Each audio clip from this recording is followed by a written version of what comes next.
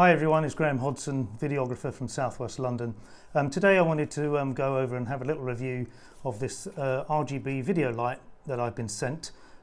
Full disclosure, I haven't paid for this, but I haven't been paid to review it either, so it will be an honest review. And this is the Flashoot FL30 RGB video light. Comes in this nice little neat cardboard box. Inside there is the light itself, which comes with a rubberized diffuser, and you can easily take that off, and inside is the actual light itself. It's made of plastic, but it's fairly well constructed. There's two mounts, one on the bottom and one on the top there, and there's a series of controls down the side. It has its own internal battery, which is pretty good. Gets charged up by USB. So if we turn it on, just holding the on button, there we go. That's pretty bright. That's at the moment only on 30%. So let's just whiz that down. Controls here switch between on this mode between the color temperature. So it goes all the way down to 2,800. Okay, so that's fairly low. And as you can see, it's making use of all the LEDs, these sort of orangey coloured LEDs. And it goes all the way up. Keep going, it goes through 5.6, through 6.4, and it goes all the way up to 8,500. Now that is a very, very blue light. At the moment, that's only on 15%. So let's put it back down to daylight, say, so 5,600 Kelvin. So there we are, that's at 15%. And as you can see, it is pretty bright. But I'm guessing if you were to use it, it would be off camera slightly. It would make quite a nice, if I had any hair, quite a nice hair light or top light. Very lightweight, could easily go on an extendable arm without needing too much of a counterbalance. The other functions of this are that it can go into what's called Hsi mode. Now, this is a bit fiddly. So at the moment on the hue, you've got 360 different colors that it goes through, so that's coming up to 360 there, so that's a kind of pinky light, but you can adjust as well the brightness of it, the saturation, like so. So now I'm adjusting the saturation, so let's put it up to full saturation.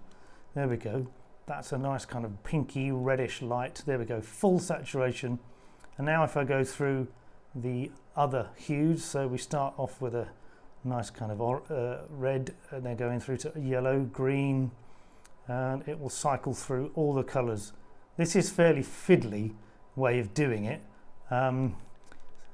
It's very, very time consuming to try and get the right color, but I guess if you kind of know what you're after, nice spooky green there, very good for Halloween. I suppose you could probably get very good at it and very quick by doing that. The next mode is what's called RGB, so it's literally R, G and B. At the moment there's no blue in that signal, so it's R126 for red, G for green 126, and B is on 0, so that's a nice yellow light. Let's put some blue in, so I've just selected blue. Obviously it's going to come around to being a fairly white light because there's going to be even amounts of red, green and blue. Now it's more blue, and as you can see, a very blue light.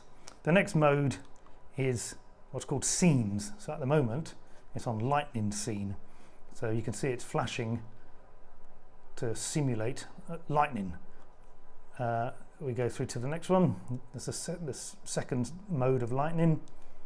Cinema, so this is to emulate a sort of cinema screen glow, sort of coming in and out, in and out. Then the next is police, so that's quite good, flashing between red and blue. I would imagine that would be pretty good if that was slightly off or bouncing off a wall. You can pretend that your scene has got a police car outside or rushing past. That's pretty good. I'm quite impressed with that. The next one is ambulance, which is only blue flashing. Then there is fire truck, which is only red flashing. Then there is fast RGB, which just cycles through all the RGB colours. Could be quite good, you know, slightly off again, you know, a party sort of scene you're trying to recreate. But I don't think this light is that kind of light. Various other things. Nice little one here, candle light. So that could be quite nice, slightly off camera. If somebody was holding a candle, then you can film a close-up without actually having a candle, and it just gives that nice kind of flickery glow, very warm. And that is all of the scenes, 10 scenes there. So overall, it's a pretty good light. I think mounted on top of a camera, you know, a little digital SLR, it would be quite good. It's got plenty of power in there. This is only at 15% at the moment, and as you can see, it is really quite bright. Too bright maybe, but if it's off camera from a distance, not too bad. With the diffuser on, it obviously will diffuse and soften the light even more.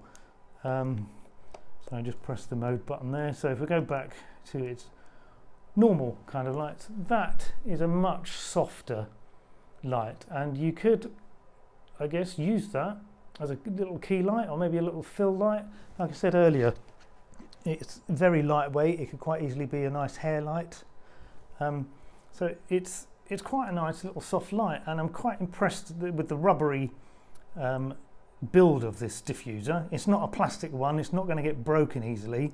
It adds a little bit of kind of weatherproofing, if you like, to it. So if you are using it outdoors, obviously it's not waterproof, but it just gives it that little bit of extra protection. And obviously if you drop it, it's just rubber. It's not going to break or come off. So all in all, I think this is a really neat little kind of light. It's fairly cheap. I would probably use it, like I say, on top of a camera, or as a nice little backlight or something, or a little effect light you can just put on the floor, or the candle light, which is quite good. So I'm quite impressed with this. It's going to go into my kit bag anyway, because it's lightweight, it's small enough. It's about the size of a chunky mobile phone. You know, it fits in your hand, not a problem. Lightweight. It's got its own internal battery. Overall, a pretty good light that, you know, is very easy to keep in your kit bag, and have a fair number of uses for it. Quite versatile. I hope you've enjoyed this video. Like I say, this is the Flashoot FL30 RGB video light.